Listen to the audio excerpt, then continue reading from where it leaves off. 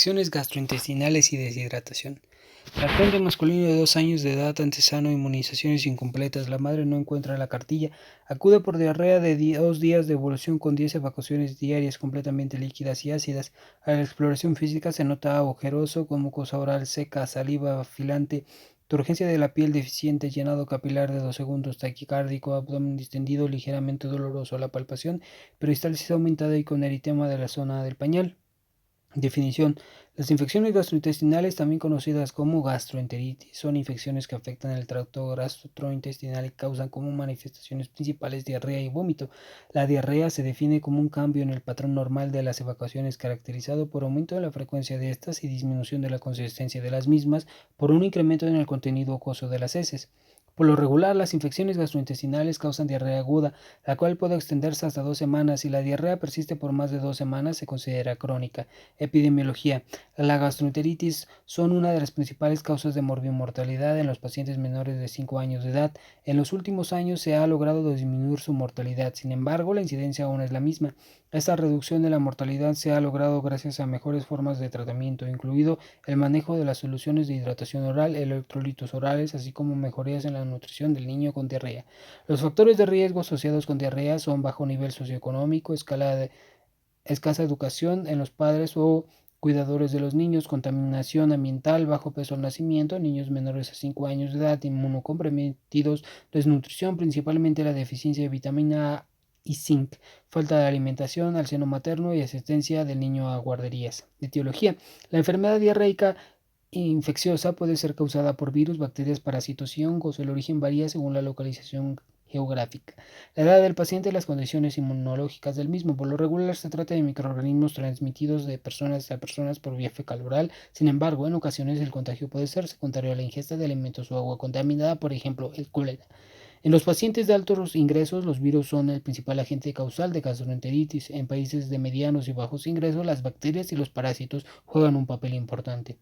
En México, uno de los principales causantes de diarrea es el rotavirus, seguido de Escherichia coli, enterotoxigénica, E. coli enteropatogénica, Shigella sp y otros como Campylobacter jejuni. Otros gérmenes frecuentes en el país es Giardia.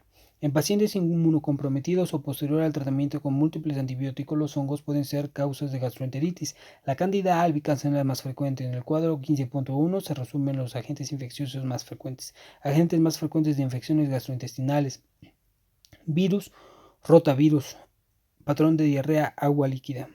Norovirus, igual, calcivirus, adenovirus, atrovirus, parvovirus y coronavirus, todos son agua líquida. Bacterias: E. coli enterotoxigénica, agua líquida. E. coli enteropatógena, agua líquida. E. coli enteroinvasiva con sangre. E. coli enterohemorrágica con sangre. Shigella sp con sangre. Campylobacter jejuni con sangre. Salmonella sp con sangre. Yersinia enterocólica, vibrio cólica, vibrio parahemolyticus, aeromosa hidrofila, Clostridium difficile, Clostridium perfringens, Staphylococcus aureus y Bacillus cereus, todas, las anteriores son con sangre y las dos últimas son agua líquida. Parásitos: Giardia lambia, agua líquida persistente.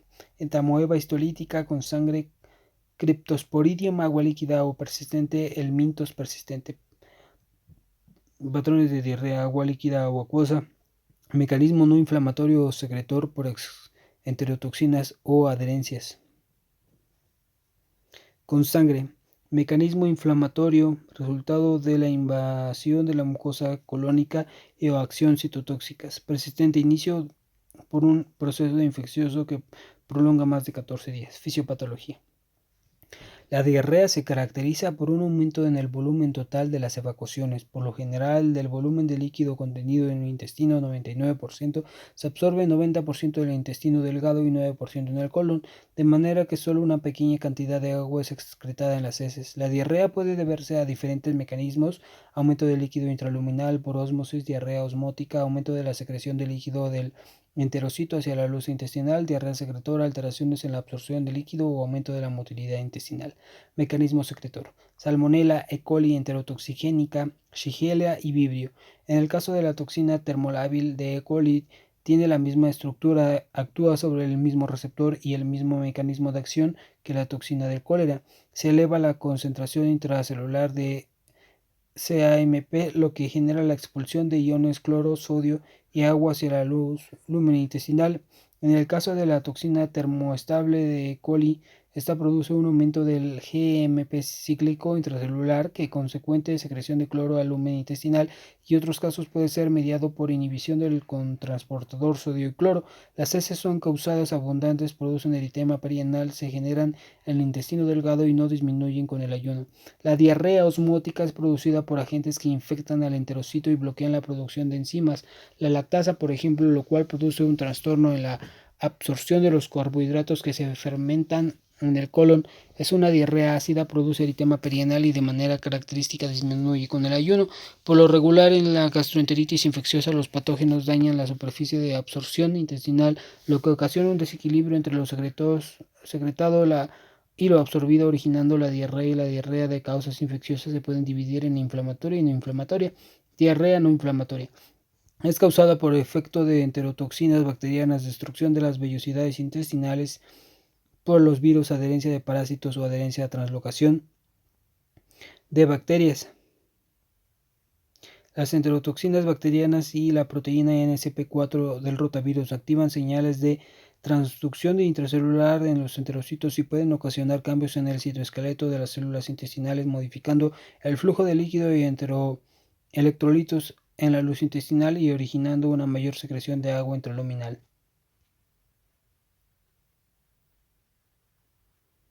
Diarrea inflamatoria suele ser ocasionada por bacterias que invaden la mucosa intestinal o que desencadenan la liberación de citocinas que provocan el flujo de agua, proteínas, células inflamatorias dentro de la luz intestinal, lo cual puede causar cambios en la barrera epitelial y destrucción de la mucosa. En el caso de rotavirus, agente causal asociado con más frecuencia a gastroenteritis en niños, los mecanismos del daño son diversos. La multiplicación viral ocasiona destrucción de los enterocitos y las vellosidades intestinales, disminuye la superficie de absorción intestinal. Hay alteración de la integridad intestinal, disminución de las disacaridasas y alteración en los mecanismos de absorción y secreción. La recuperación del epitelio intestinal puede tardar hasta varias semanas. La diarrea es más peligrosa en los niños ya que sus reservas hídricas son menores que en los adultos y pueden evolucionar de forma rápida a una deshidratación si las pérdidas de agua por las evacuaciones son elevadas. Cuadro clínico. Las manifestaciones de la gastroenteritis dependerán del germen involucrado en el tipo de diarrea que lo ocasione. Además de la diarrea se pueden presentar náuseas, vómitos, dolor abdominal, fiebre, cefalea y malestar general. En el caso de la diarrea secretora, las evacuaciones son acuosas, mientras que en la diarrea inflamatoria se acompañan de moco y sangre de disentería. Por lo general, la diarrea se autolimita. Algunos cuadros pueden ser horas de evolución, mientras que otros pueden durar hasta varios días. Sin embargo, la mayoría de las gastroenteritis se resuelven en menos de 7 días. Solo 3 a 20% de los cuadros se vuelven diarreas persistentes, más de 14 días.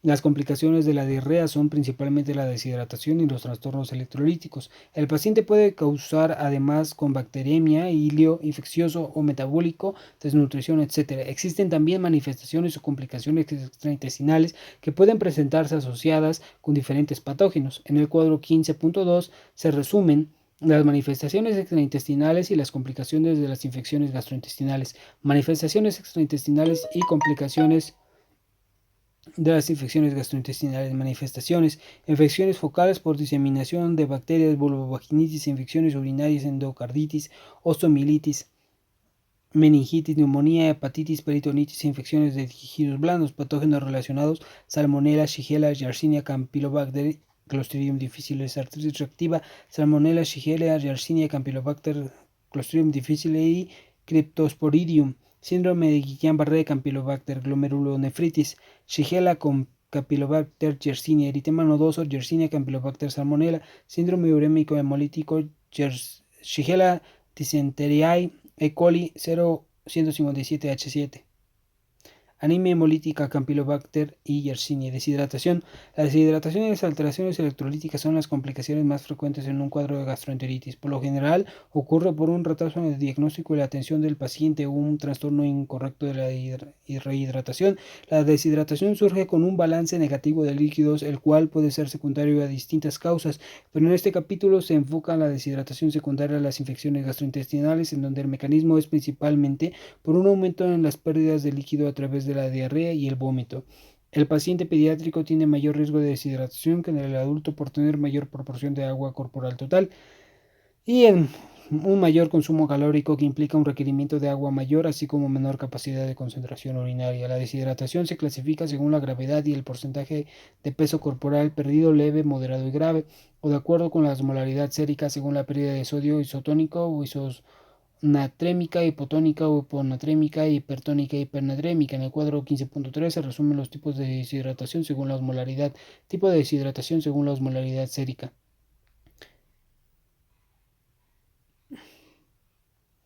Deshidratación isonatrémica es el tipo más frecuente: 65-80% de osmolaridad, 280-310 miliosmoles sobre litro, sodio sérico de 130-150 miliequivalentes litro. La pérdida de líquido extracelular repercute poco en el volumen de líquido intracelular. Puede haber reducción de la volemia, compromiso en el estado hemodinámico. Hay disminución del líquido intracelular e intersticial.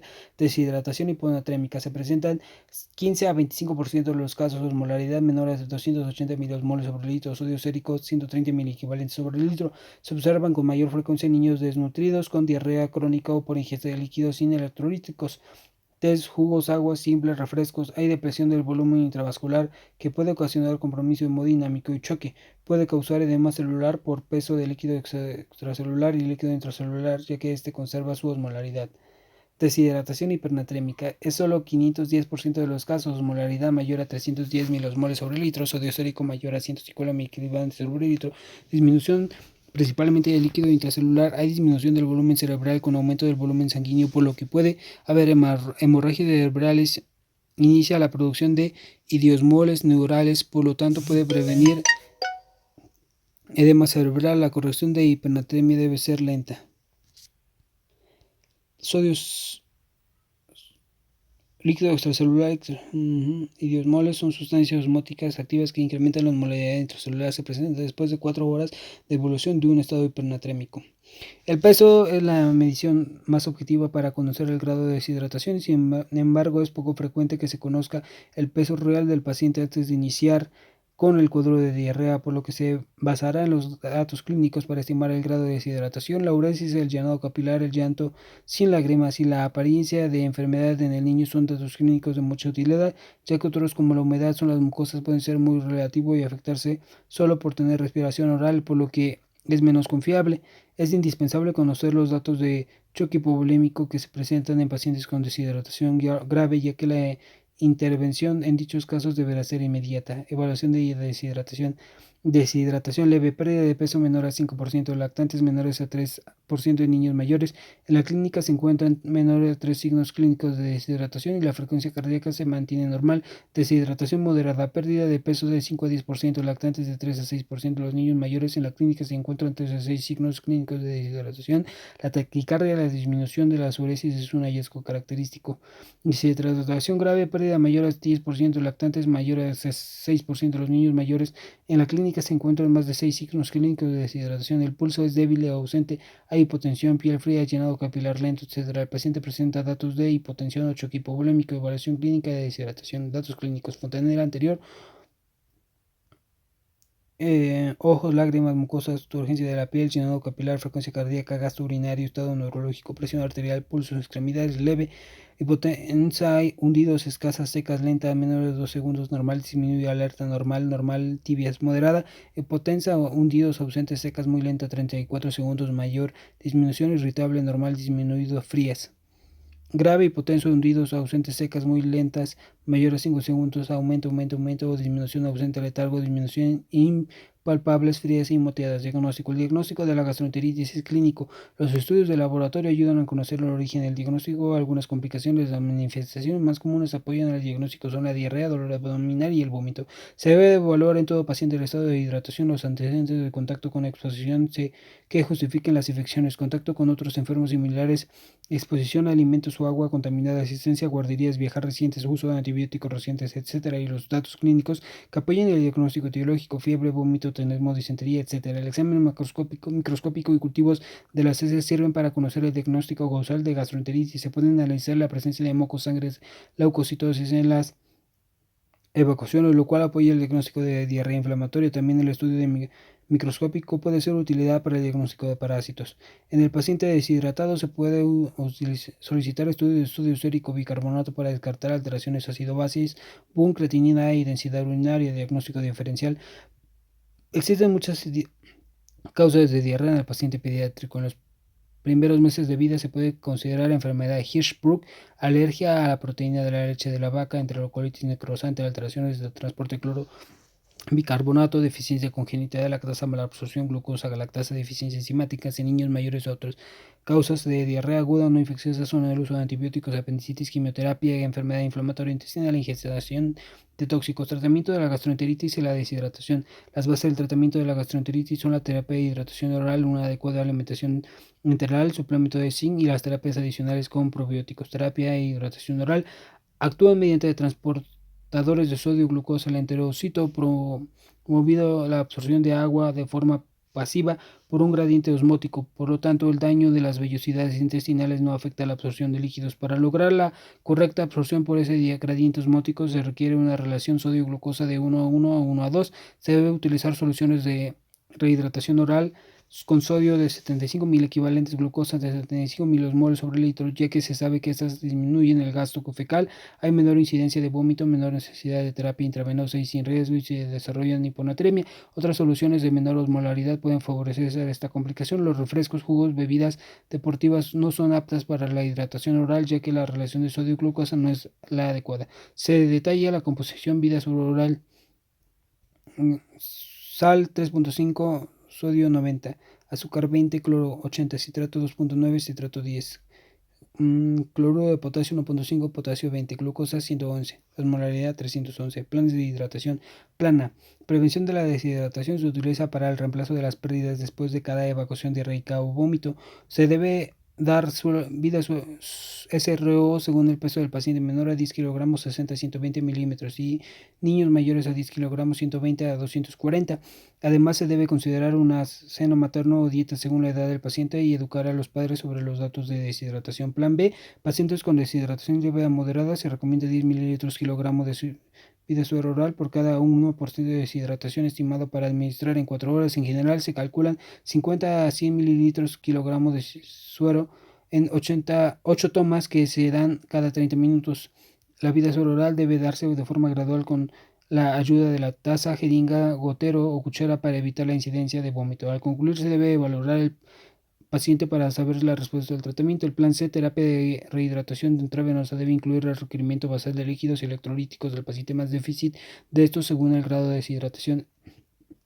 Entre 3 y 5% de los pacientes presentan fracaso al tratamiento de rehidratación con vida suero oral, ya sea de gasto fecal incrementado, 15 a 20 mililitros kilogramo hora, ingesta de insuficiente suero o fatiga o letargia o vómito persistente. Cuando el gasto fecal es mayor a 10 mililitros kilogramo hora es necesario aumentar la frecuencia de la toma a 20 minutos con volumen total de suero de 150 mililitros kilogramos. Si el paciente presenta vómitos, se recomienda administrar ondansetron y o ranitidina. Si el vómito persiste, deberá administrarse las cantidades más pequeñas. Si al pesar de esto continúa, puede utilizarse una sonda nasogástrica y en ocasiones se tendrá que disminuir el volumen de la mitad. Si aún así no se consigue detener el vómito, la hidratación oral deberá suspenderse y se realizará terapia de rehidratación intravenosa. Las contraindicaciones de la hidratación oral son deshidratación grave con estado de choque, alteración de estado de conciencia, complicaciones abdominales, obstrucción intestinal o ilión por medicamento loperamida o alteraciones electrolíticas, sospecha de invaginación, mala absorción de glucosa. El paciente que persiste de datos de choque hipovolémico por deshidratación grave deberá ser manejado con medidas de reanimación avanzada, administrándose de forma rápida líquidos parenterales para restituir el volumen intravascular y corregir tan pronto como sea posible el estado de choque. En estos casos se deberá utilizar carga rápida de cristaloides, soluciones salinas 0.9%, Ringer lactato 20 mililitros kilogramo, las veces que sean necesarias y luego se recuperado el volumen intravascular con mejoría del estado hemodinámico se debe continuar con el manejo de líquidos de mantenimiento más los déficits estimados. Con suplemento de zinc. Se recomienda administrar a dosis de 10 miligramos en menores de 6 meses y 20 miligramos en menores de 5 años vía oral por 10 a 14 días. El zinc reduce la duración del episodio de diarrea, al igual que los episodios persistentes por más de 7 días y el volumen fecal. Probióticos mantienen la barrera intestinal, compiten con los patógenos por los sitios de anclaje, nutrientes, metabolitos de nutrientes y ácidos biliares y ayudan a la maduración y regulación de la inmunidad intestinal. El uso de probióticos reduce la duración de frecuencia de diarrea aguda, estimula la respuesta inmunitaria y la producción de IgA. Los probióticos que han demostrado beneficio en el manejo de la diarrea son los lactobacillus L. rhamnosus, L. acidophilus, L. casei, las bifidobacterias B. bifidum, B. breve y los streptococcus S. thermophilus y Saccharomyces boulardii. Antidiarreicos. Racecadotrilo, inhibidor de encefalinasas, por lo que causa inhibición de la secreción intestinal. Se ha comprobado que disminuye el gasto fecal 50% de 24 a 70% en 48 horas, disminuye la incidencia de diarrea, acorta el tiempo promedio de duración de la diarrea y disminuye sintomatología. Dosis de 1.5 miligramos kilogramo cada 8 horas, no exceder 8 miligramos kilogramo, está contraindicado diarrea invasiva y diarrea secundaria de antibióticos de amplio espectro. Salicilato de bismuto modifica la secreción intestinal, disminuye la duración de la diarrea y gasto fecal y la estancia hospitalaria. Colestiramida se une en sales biliares, por lo que puede ser útil en diarreas producidas por exceso de sales biliares coleríticas. Absorbentes. Caulin, pectina, poca efectividad en múltiples efectos adversos. Diosmectita se adhiere al moco intestinal y a los virus, bacterias y toxinas, lo que impide la ejercen su acción patógena, disminuye la duración de diarrea y el gasto fecal. Loperamida, inhibidor de la motilidad intestinal, aumenta el riesgo de eventos adversos graves en menores de 3 años de edad, desnutrición con deshidratación moderada o grave aún dosis bajas. Anticolinérgicos y opioides tienen mayor riesgo de complicaciones como megacolon tóxico y hemorragia de colon. Uso de antibióticos de diarrea infecciosa. El uso de antibióticos es exclusivo en algunos casos de diarrea, ya que por lo general se autolimita. Se recomienda usar antibióticos en enfermedad invasiva con sospecha de infección por Shigella, Salmonella, Yersinia, botulismo y cólera. También debe usarse tratamiento antibiótico en pacientes con inmunosupresión, desnutrición grave y cuando cursen con datos de enfermedad e infección grave. Sepsis. En caso de diarrea secundaria a parásitos deberá darse de manejo antiparasitarios específicos. En el cuadro 15.6 se resumen los antibióticos utilizados en las diarreas infecciosas. Disentería, Shigella, E. coli enteroinvasiva, acitromicina 10 miligramos kilogramo día, máximo 500 miligramos en una toma 3 días, o ceftriaxona 50 miligramos kilogramo día, una vez al día por 3 días. Salmonella tipi y Salmonella sp notifoidea, tratar en menos de un año con especial menos de 3 meses, pacientes con cáncer, enfermedad gastrointestinal crónica, HIV, inmunodeficiencia, ceftriaxona 100 miligramos kilogramo día con dos dosis de 7 a 10 días o acitromicina 20 miligramos kilogramo día una vez al día por 7 días. Segunda línea, ampicilina 100 miligramos kilogramo día dividido en 4 dosis por 5 días o trimethoprim sulfamethoxazol. Hay mucha resistencia, 10 miligramos kilogramo día dividido en 2 dosis por 5 días o ciprofloxacino. E. coli enteroinvasiva, enteropatógena o enterotoxigénica, acitromicina 10 miligramos kilogramo día en una toma por 3 días o ceftriaxona 50 miligramos kilogramo día una vez al día por 3 días. Segunda línea, trimethoprim sulfamethoxazol o ciprofloxacina. Aeromosas plesiomonas, tratar con shigellosis. Segunda línea, trimethoprim sulfamethoxazol o ciprofloxacina. Campylobacter jejuni, acitromicina 10 miligramos kilogramo día en una toma por 3 a 5 días o eritromicina 30 miligramos kilogramo día en 2 a 4 dosis por 3 a 5 días. Clostridium difficile metronidazol 30 miligramos kilogramo día dividido en 3 o 4 dosis por 10 a 14 días o vancomicina 4 miligramos kilogramo día dividido en 4 dosis por 10 a 14 días. Vibrio cólera, acitromicina 20 kilogramos dosis única, tratamiento de elección, eritromicina 40 miligramos kilogramo dividido en 4 dosis por 3 días. doxiciclina 400 mg kilogramo dosis única o tetraciclina bioral 50 mg kilogramo dividido en 4 dosis por 3 días, no recomendados en menores de 8 años. Ciprofloxacino 20 mg kilogramo dosis única, no recomendado en menores de 8 años. Entamoeba histolítica metronidazol 30 mg kilogramo dividido en entamoeba histolítica en 3 dosis por 10 días. Tinidazol 50 mg kilogramo día en una sola toma por 3 días. Giardia lambia metronidazol 15 mg kilogramo día dividido en 3 dosis por 5 días. Albendazol 400 mg día por 5 días. No todos los casos de diarrea aguda o de origen bacteriano requieren tratamiento antibiótico. Su uso debe adecuarse según la gravedad de las condiciones de cada paciente y los resultados de los coprocultivos obtenidos. En general, el ciprofloxacino no se considera la primera lesión, sin embargo, por su presentación vía oral y la gran resistencia a otros antibióticos, puede ser una opción de segunda línea. Puede marchar durante dientes de los lactantes y se ha reportado daño en los cartílagos de animales. La dosis recomendada en niños es de 2030 mg kilogramo día, máximo 1 gramo dividido en 2 dosis. El trimethoprim sulfametoxazol ya no se recomienda como tratamiento de primera línea por la resistencia bacteriana reportada en general. La dosis recomendada en niños es de 612 mg kilogramo día, trimethoprim dividido en 2 a 3 dosis al día. Antieméticos. El paciente con historia de vómito impide el tratamiento con solución de hidratación oral o la adecuada ingesta de alimentos. Se recomienda la administración de ondansetron para evitar la deshidratación. En caso de que ya exista favorecer la rehidratación vía oral, se ha observado que en ocasiones el vómito es secundario a la gastritis debido al proceso infeccioso, por lo que el manejo con ranitidina, omeprazol o medicamentos similares a estos podría ayudar también a disminuir el vómito. Prevención. Se debe fomentar la alimentación del seno materno exclusivo durante los primeros 6 meses de vida, así como una alimentación adecuada para prevenir el estado de desnutrición. Los suplementos de vitamina A y zinc pueden ser útiles. El uso de zinc mejora la respuesta de anticuerpos anti-Shigella, aumenta la proporción de linfocitos B y células plasmáticas, ayuda a la respuesta IgA específica de disentería. La vacunación contra rotavirus ha disminuido la mortalidad de la diarrea asociada con este patógeno. Promoción de higiene personal doméstica, el aseo de manos con jabón y tomar agua clorada, hervida o potable. Giardiosis. En niños la giardiosis es una de las principales causas de diarrea aguda y la principal causa de diarrea secundaria de parásitos.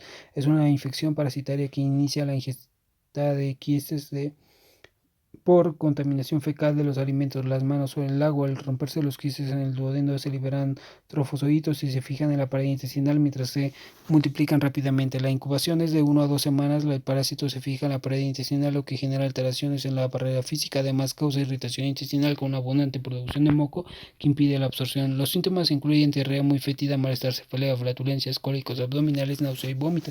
Algunos pacientes pueden presentar dolor epigastrio. Por lo general, pacientes presentan síntomas durante más de una semana.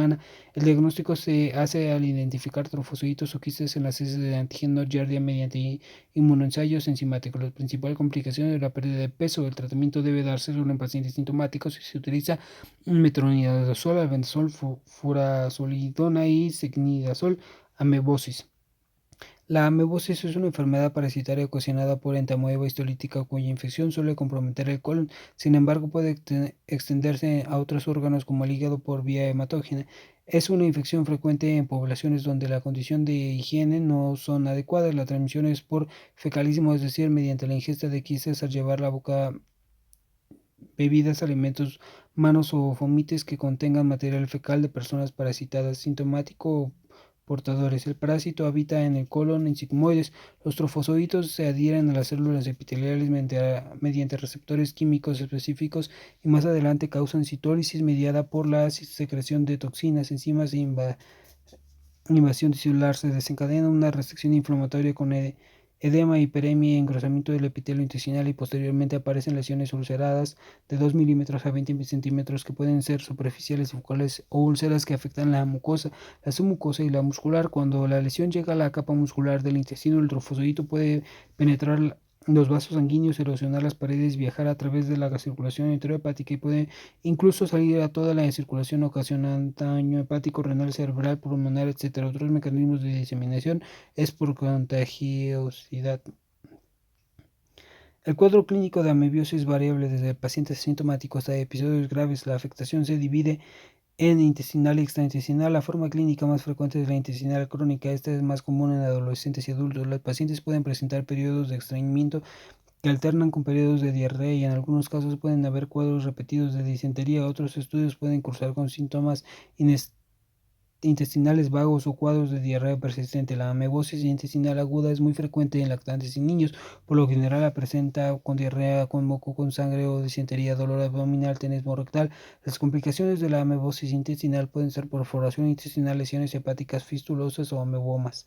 El diagnóstico se obtiene al demostrar la existencia de parásitos de manera directa por serología. El diagnóstico directo es por coproparasitoscópicos o en fresco coproparasitoscópico por concentración, rectosigmoidoscopía, frotisocultivos, y es importante identificar la presencia de trofosoditos o quistes para distinguir entre enfermedad o estado de portador quistes. Para el diagnóstico serológico existen varias pruebas, otros exámenes que podrían ayudar en el diagnóstico son colon mamografía, ultrasonido, radiografía simple de abdomen, etc. El tratamiento médico puede ser a base de amibas con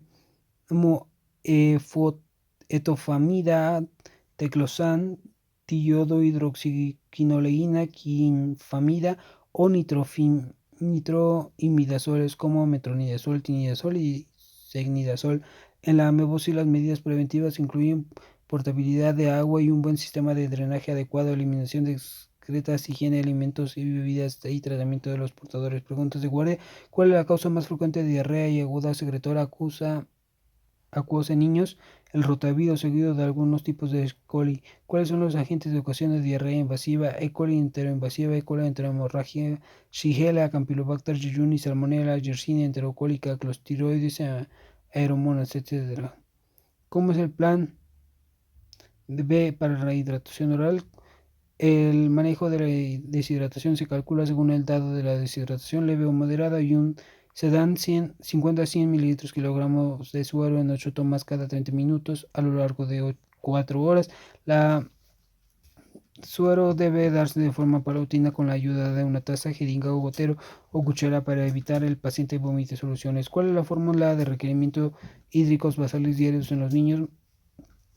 A menores de 10 kilogramos, 100 mililitros kilogramo día, entre 10 y 20 kilogramos, 1000 mililitros más 50 mililitros kilogramo día por cada kilogramo arriba de los 10 kilogramos. Por ejemplo, paciente de 18 kilogramos, 1000 mililitros más 50 mililitros por 8 igual a 1400 mililitros por día.